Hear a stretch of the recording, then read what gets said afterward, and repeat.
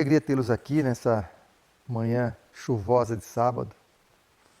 Muito bom ter os irmãos reunidos. Fiquei pensando, né, no que falar, o que trazer para a gente. E eu vou contar com a participação de vocês também. Minha parte vai ser menor do que eu geralmente faço, para que os irmãos possam participar também.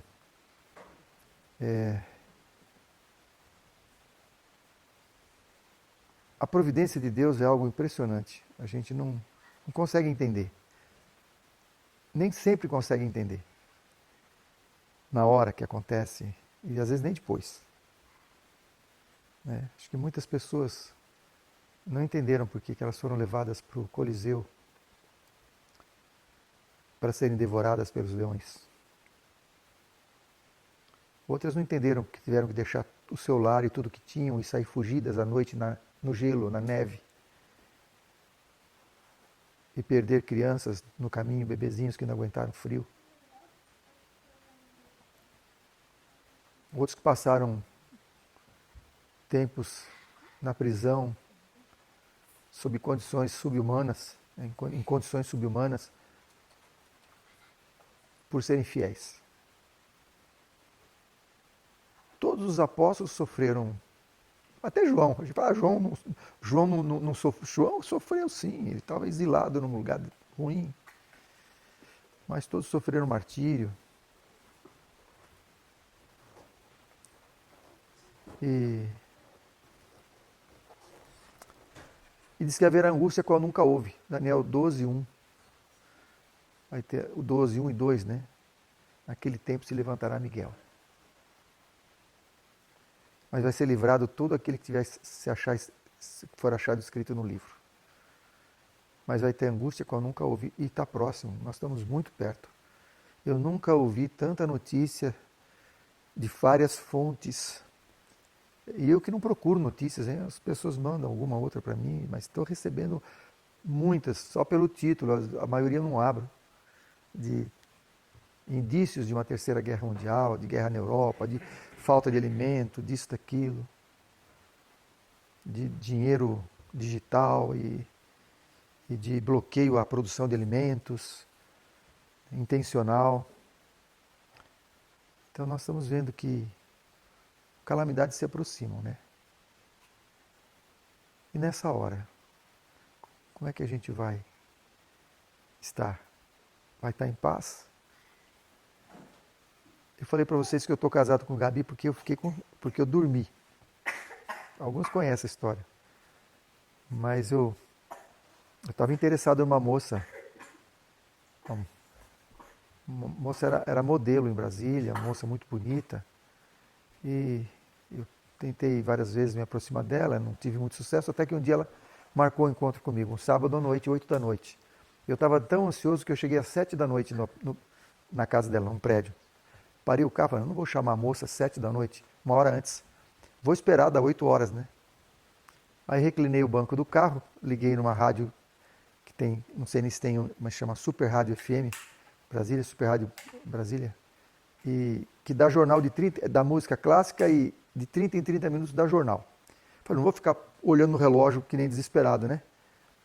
É só, a hora que der o segundo jornal, deu 8 horas, eu levanto e toco o interfone. E aí, acordei 11h40. Nunca dormi sentado. Eu não durmo sentado nem em ônibus leito. Não durmo. Na época eu não dormia, hoje acho que eu durmo. Mas não, imagina. Dormi profundamente. Ainda fui tocar o interfone às 11h40. Nunca mais ela me deu chance. Ficou muito brava de ter feito isso. Tal. Bom, não acreditou na minha história, que era verídica, mas não acreditou. Ainda falou, você é criativo.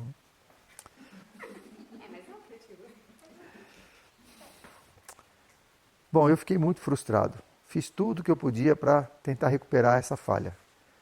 Não deu certo. Em seguida, uma pessoa me convidou para levá-la a uma festa. Uma moça um pouco mais velha que eu, mas tinha problemas de saúde mental. E família rica, os pais sempre viajando, um no lado, outro no outro, ela sozinha, com empregados. E ela não dirigia por problemas de saúde mesmo. Eu falei, levo sim. E nessa festa de ricos, que eu fui levando essa moça, eu encontrei Gabi. Que também que também não era convidada. E eu fico pensando, se eu não tivesse dormido naquele dia, eu não teria encontrado Gabi. Eu não sei se eu estaria na igreja, na fé. Porque era uma moça rica, uma moça bonita, uma moça que estava envolvida com moda, com essas coisas. E eu sei que Deus tem os seus caminhos. Na hora você fica aborrecido. Mas como foi acontecer um negócio desse? Eu não me perdoei. Fiquei muito revoltado. Mas, passado um tempo, eu vi a bênção. Pode ser que outras coisas a gente não consiga enxergar a bênção neste mundo. Fico impressionado que Paulo ele ressuscitou um morto, gente. Ele curou, na ilha de Patmos, ele curou todo mundo.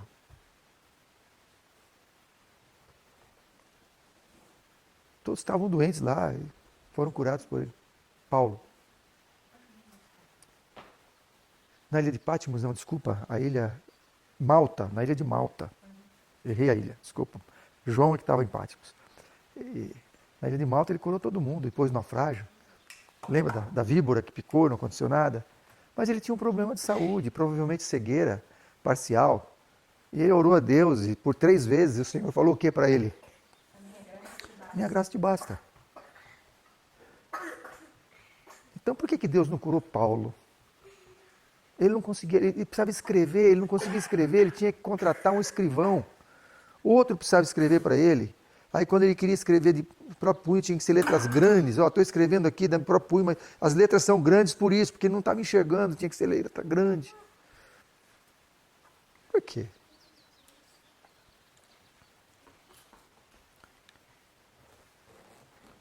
Eu fico pensando que Deus pôde contar com essas pessoas. Que elas não dependiam de bênçãos temporais para servir a Deus. Elas não precisavam de bênçãos para servir a Deus. Elas serviam a Deus por outro propósito. Elas serviam a Deus pelo que Deus é, não pelo que Deus lhes dá. E eu acredito que Deus vai contar com um povo assim no final. Um povo que vai servir a Deus pelo que Deus é, não pelo que Deus lhes dá. Aliás, a única coisa que Deus promete para nós, Jesus prometeu para os seus seguidores, quem sabe o que foi? Deixo-vos a minha paz. Isso Deus promete. Ele falou, no mundo tereis aflições. Ele não prometeu tranquilidade, aflições. Mas eu venci o mundo e deixo-vos a minha paz. Então nós podemos contar com a paz que Deus prometeu. Eu queria trazer dois textos para a gente meditar, 2 situações bíblicas para a gente meditar. E depois eu queria abrir para testemunhos. A irmã Heleninha disse que nós temos que ter mais reuniões de testemunhos. Alguém talvez tenha experiências que possa compartilhar e fortalecer os demais. Mas, por favor, minha Bíblia, querida. Eu queria lembrar de uma história verídica que aconteceu com Davi. Coitadinho do Davi, né? Justiação. Passou tanto apuro também. Essa está lá em 1 Samuel. 1 Samuel 21, 22. Davi está fugindo de Saul. Davi agora é um fugitivo. Saul quer matá-lo. Gente, o que o Davi fez para Saul para ele merecer a morte? Nada. Nada. Aí Davi começa a fugir. Se juntam a ele 400 pessoas também complicadas, né? Endividados, amargurados de espírito, homens que estavam em aperto. Olha a equipe de Davi. Eram 400, mais ou menos 400 homens. E aí, para onde ir? Para onde ele foi? Ele foi para Moabe, para o país estrangeiro. País que não era Israel, foi para outra terra. E ele pediu para o rei, deixa eu ficar aqui. E o rei deixou. e ele ficou numa fortaleza. Pô, tranquilo. Saul está me perseguindo, eu vou para outro país, ele não vai poder entrar lá, senão vai ser complicado para ele, não pode invadir um país estrangeiro, não vai começar uma guerra. E eu estou aqui numa fortaleza, fico aqui até a hora que o Saul morrer, aí eu ocupo o trono. Perfeito plano. O que você acha, Bia? Tá bom esse plano?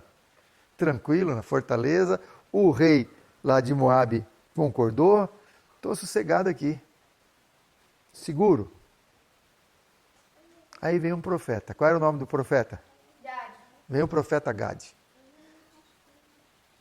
Vem o profeta Gade e fala o que para Davi? O que o profeta Gade fala para Davi? Sai daí, vai para o boss. Sai da fortaleza e vai para a terra de Israel. Mas que... Não fiquem nesse lugar seguro. Vai lá para o olho do furacão. Vai lá onde você está vulnerável. Gente, mas será? Pensa bem a ordem de Deus. Sai do seu emprego garantido e vai lá para o campo. Hoje a mensagem não é diferente. Você está concursado, né? Todo dia 20 cai lá a dobradinha. Né? Dobradinha, porque os dois ganhavam no dia 20, né? E nunca atrasou, né, irmão? Nunca atrasou, né? Oi? Vale alimentação duplo. Vale alimentação duplo. Assistência médica de excelente qualidade. Previdência privada, olha só, quem não quer? Status, né?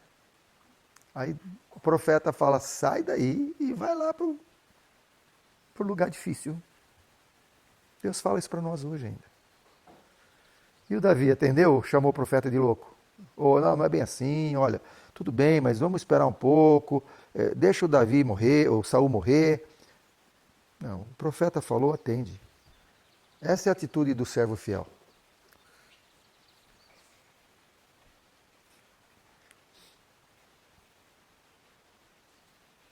E ele saiu da fortaleza e foi para ser perseguido. E aí teve experiências maravilhosas de proteção de Deus.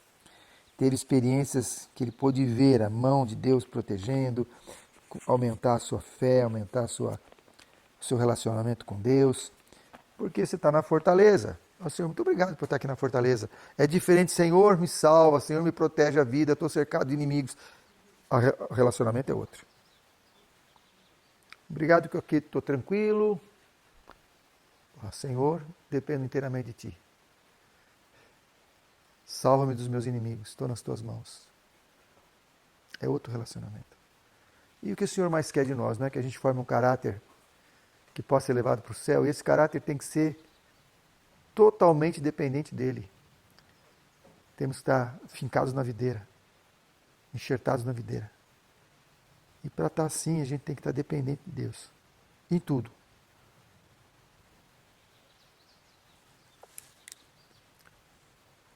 Sai da fortaleza. Sai da fortaleza. E vai para a terra de Israel, onde você vai estar de frente com o exército. Ele tinha 400 homens. Quantos tinha Saul? 400 homens. Quantos tinha Saul? Milhares.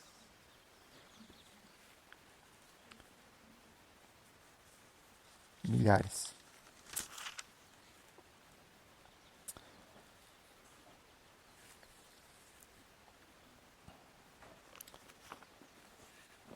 Deus não depende de número, não depende de capacidade humana, não depende de nenhuma estratégia humana.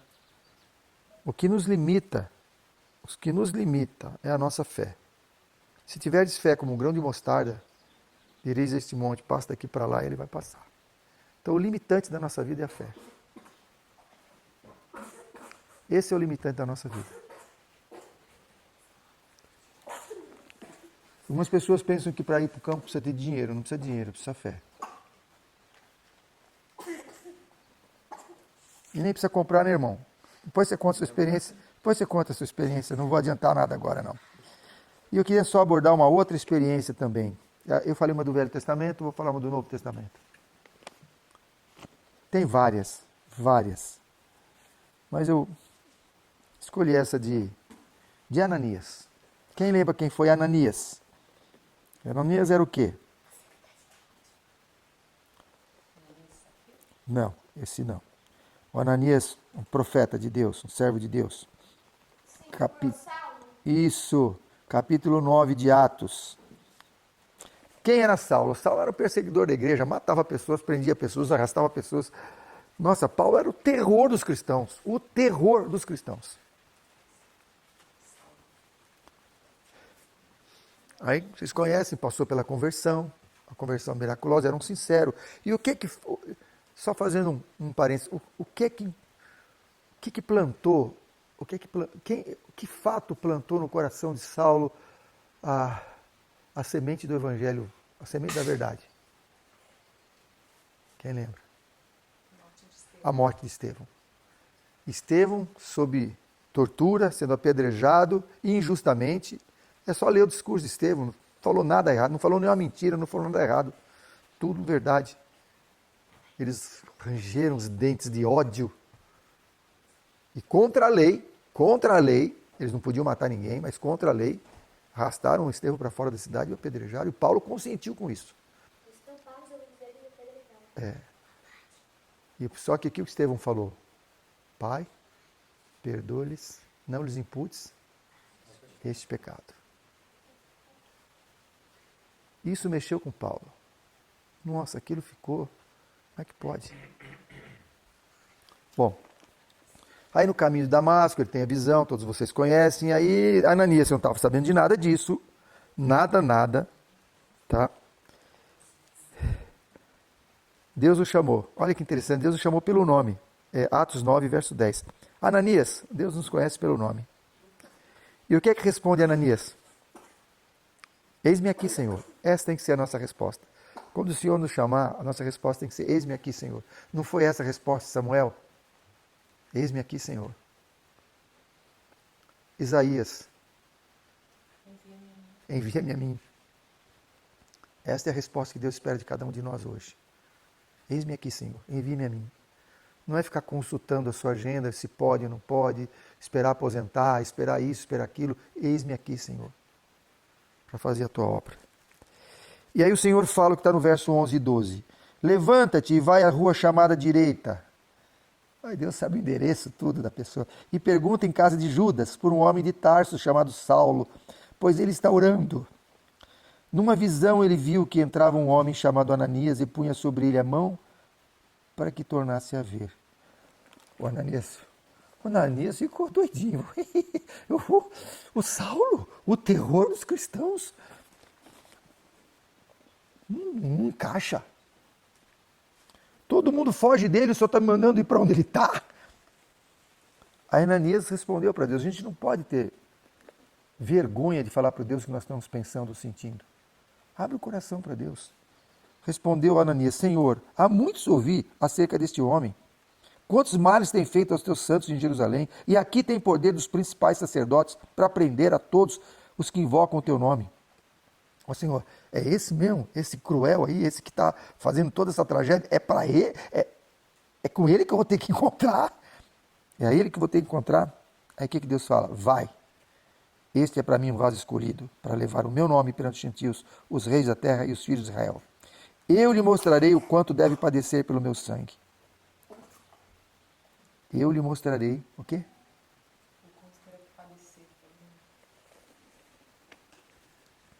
Seu Deus tem prazer no sofrimento? Não tem prazer no sofrimento. Então, se você está passando por algum problema, anteontem morreu um amigo meu, mais novo que eu, 2 anos. Acidente. Aposentou esse ano, 65 anos, aposentou esse ano. 2 anos, 3 meses aposentado. Caiu a caixa d'água em cima dele, está trabalhando, morreu na hora. Que triste. Triste. Querido amigo, fiquei pesaroso com isso. Mas preciosa é o Senhor a morte dos seus santos. Deus não deixa cair uma folha seca, se não é da sua vontade. Como é que você deixou ele morrer? O Senhor tem o Senhor tem sabedoria para permitir ou não permitir. Até os ímpios, Deus manda um anjo para garantir-lhes a vida até que eles façam suas escolhas definitivas. A escolha definitiva de cada um. Deus manda um anjo para protegê-los em vida até que eles definam a sua própria vida, o seu futuro, se é com Deus ou longe de Deus. Então, o Ananias, o que ele fez? Deus falou, ele foi. Ele ficou em dúvida, mas o Senhor confirmou e ele foi. Foi lá ter com o terror dos cristãos. E a gente sabe a história. E a gente sabe o quanto Paulo sofreu. E Paulo, que era cego, parcial, curou tantas pessoas. Deus podia falar, por que você não cura você mesmo? Alguém podia pensar assim, um cego aí vem querer curar os outros. Por que não? Porque é uma vida de restrição, uma vida de dificuldade, e a pessoa ainda ser fiel a Deus e ser agradecida é um testemunho muito maior do que uma vida saudável. Estão entendendo isso? Concorda? Uma pessoa que está tudo bem, está tudo bem. O diabo também dá riqueza, o diabo também faz curas. Mas uma vida de privação e a pessoa ainda está firme com Deus, isso é um testemunho inegável, é incomparável. Você está passando dificuldade? Aleluia. Para a glória de Deus, amém. Se não é fruto de suas más escolhas, mas se você faz tudo com Deus, toma suas decisões com Deus, se você ora pedindo a direção de Deus, faz o que está de acordo com a sua instrução, agradeça pelas dificuldades. Porque é um testemunho. É um testemunho. É um testemunho que ninguém pode contradizer. Eu sempre cito isso. Eu não queria citar hoje, mas não estou aguentando. Eu sempre cito Paulo e Silas na prisão. Eles estavam bem. Foram para Filipos. Apanharam, foram colocados no tronco e estavam louvando a Deus. E o resultado disso, qual foi? Muitos creram naquela cidade. Muitos. E mesmo depois deles terem ido embora, o carcereiro fez um trabalho ali incansável. E décadas depois do ocorrido, ainda eles lembravam daquilo. E muitas pessoas se convertiam por conta daquele testemunho. Nós estamos dispostos a dar as costas para o chicote? Nós estamos dispostos a passar por privação? Essa semana eu fiquei aborrecido, rapaz, já pedi perdão para Deus. Fiquei aborrecido, mas assim, num desânimo, por conta da represa, que estava tudo certinho, tudo funcionando depois de trabalho, bastante trabalho que nós tivemos. Um amigo e eu resolvemos colocar um cano para fazer sucção da água que estava abaixo do limite. E a sucção foi tão forte que empastelou o cano. Não deu 3 minutos que a gente colocou ali, o cano, a força da água, da sucção, o corpo, a estrutura do cano não aguentou e afunilou. Agora eu vou... E implodiu. Agora eu vou ter que chamar reto escavadeira, cavar tudo aquilo, tirar o cano amassado, pôr outro cano. E não tinha nem necessidade de fazer isso. Era para só acelerar um processo. Não precisava ter feito. Eu fiquei pensando, mas por que aconteceu isso? Por que eu não pensei antes? Estava desanimado. Mas hoje de manhã, orando a Deus, eu lembrei do meu genro que, você já conhece também a história, que tinha um carro para vender e um Siena para vender. O Siena não estava funcionando bem, ele morria de vez em quando, morria.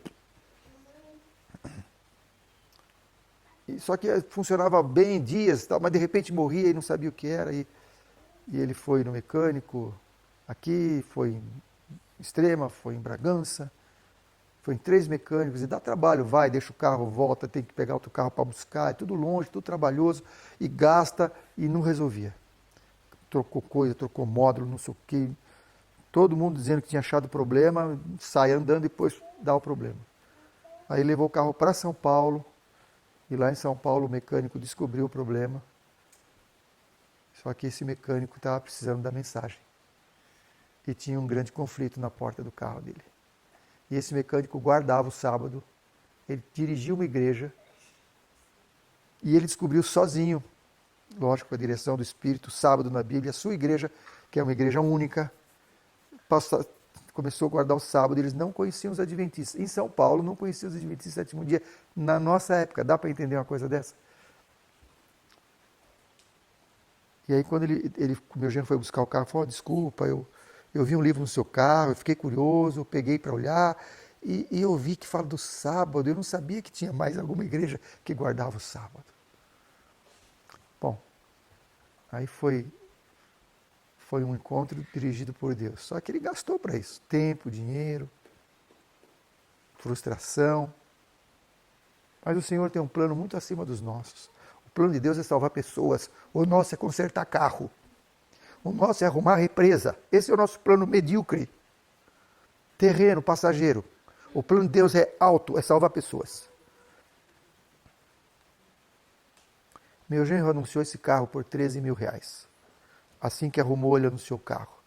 A primeira pessoa que ligou falou, eu tenho uma proposta para você. Pois não. Eu pago 16 mil. Como? Você aceita? 16 mil? Estava anunciado por 13. O preço estava no anúncio. Eu aceito sim. A pessoa comprou o carro por 16 mil.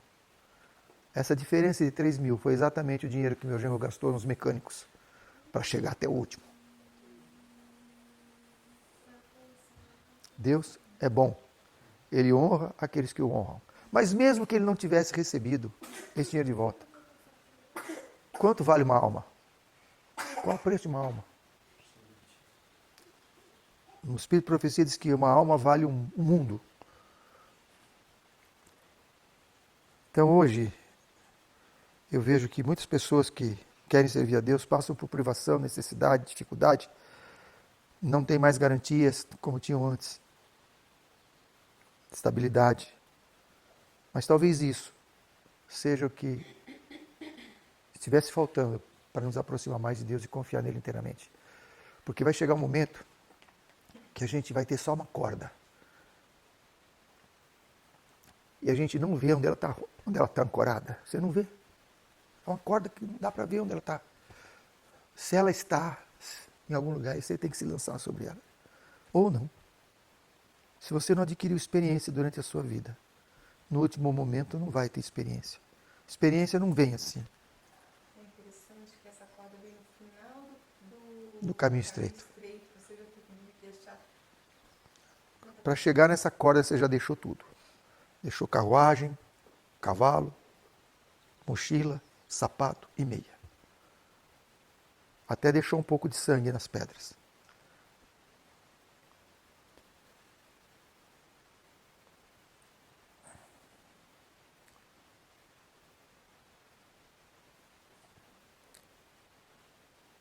Nossa visão, ela é muito limitada.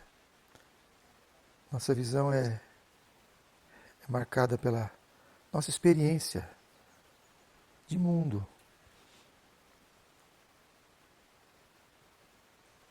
Mas Deus nos dá esses exemplos, e louvado seja o Senhor por isso, para a gente entender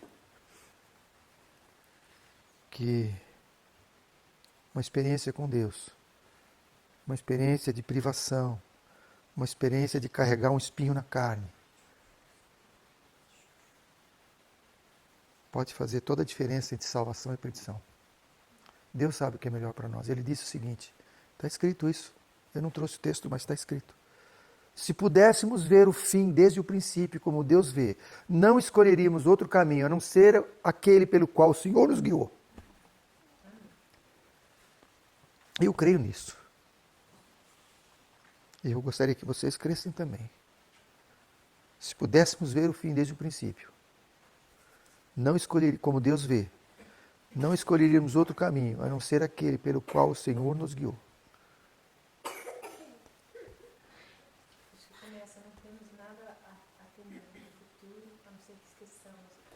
Temos nada a temer no futuro, a não ser que esqueçamos como o Senhor nos guiou no passado. E esse hino que nós cantamos no começo, que eu não combinei nada com o Gabi, não falei para ninguém o que ia comentar hoje. Graças dou por tudo que passou, pelas bênçãos derramadas, pela dor e aflição. Dar graças pela dor e aflição, pelo seu cuidado infindo e pela graça do perdão. Graças dou pelas rosas do caminho e pelos espinhos que elas têm.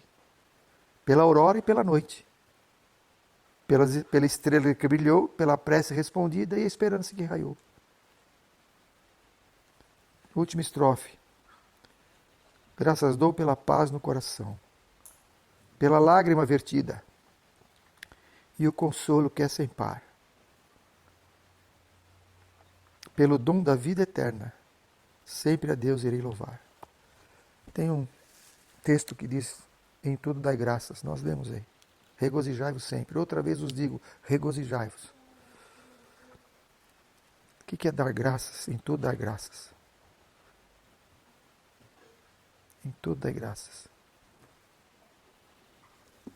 O cano empastelou? Louvado seja o Senhor. Será que eu vou ter que sair e comprar um outro cano? Não vou comprar um cano como esse, eu vou comprar um cano azul, mais forte. Provavelmente vou ter que ir em Bragança, onde vende. Vou ter que ter contato com alguém para comprar esse cano. Será que essa pessoa não está precisando de receber a mensagem? Será que não é uma pessoa sincera que está esperando um mensageiro levar-lhe uma palavra de esperança, um livro contendo a verdade? Eu vou precisar contratar uma retro. Ontem liguei para uma pessoa. Aliás, liguei para os 4 que tem retroescavadeira aqui na região. Nenhum dos 4 pode me atender. Mas um deles, que é meu amigo, ele falou, vou conseguir alguém para você. E a pessoa está vindo domingo aqui para ver o serviço, para possivelmente começar na terça. Quem é essa pessoa? Não sei, não conheço, nunca tive com ela. Não pode ser uma pessoa que esteja precisando da verdade? Que vai levar aqui um livro contendo a palavra de Deus, vai ter contato com alguém que Deus pode usar para passar a mensagem para ele. Quanto vale um cano? Que trabalho dá trocar um cano? Nada comparado à salvação de uma pessoa. Nada. Nada. Zero. Então eu não sei. A gente não sabe. Eu não tinha necessidade de fazer aquela substituição. Não tinha. E ainda estava com uma pessoa bem experiente que achou ótimo fazer. Na verdade foi sugestão dele e eu concordei, mas não importa quem sugeriu, estávamos juntos nisso. O importante é que o Senhor vai nos dar a oportunidade de usar isso para a sua glória. Eu creio nisso.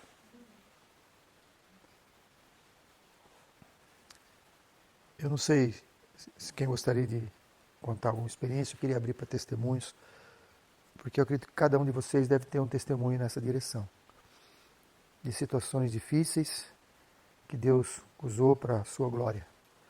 Para que a gente fique animado quando passar por dificuldades.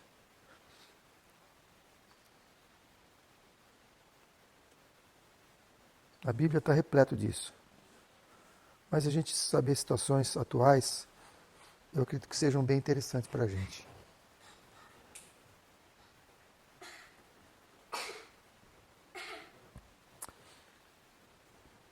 O meu sonho era ter minha filha aqui, mais nova. A mais velha mora aqui perto, a gente se vê sempre, que é uma alegria para mim. Mas a filha mais nova está muito longe. O meu sonho é que eles estivessem morando aqui. O meu genro faz tudo. Foi criado em sítio, faz tudo. De construção a mecânica, tudo. Agricultura, faz tudo. Seria uma bênção aqui para nós. Uma bênção. Nossa filha, quem nós amamos muito, eu fico com muitas saudades. Mas eles estão longe. As passagens estão cada vez mais caras. Restrições para viagem podem surgir que sejam intransponíveis. A Europa em turbulência política. E como eu gostaria que ela estivesse morando aqui. Mas o Senhor sabe todas as coisas. Quem sabe eles lá possam ser mais úteis à salvação de pessoas do que aqui. Eu estou pensando em mim, no sítio, no meu coração. Mas Deus, que vê todas as coisas, está pensando na salvação de almas. E Ele sabe onde é melhor que a minha filha e meu genro estejam. E Ele sabe também onde é melhor que você esteja. Se você ainda mora em cidade, não fica procurando um lugar gostoso para ir, um lugar onde sim, assim, assado. Ore a Deus pedindo, Senhor, me mostre onde o Senhor me quer. Onde o Senhor quer que eu esteja? Onde eu posso ser mais útil em tua causa? Me conduz para ali. Para que eu possa ser uma bênção para minha família e para os demais. Onde eu posso glorificar o teu nome.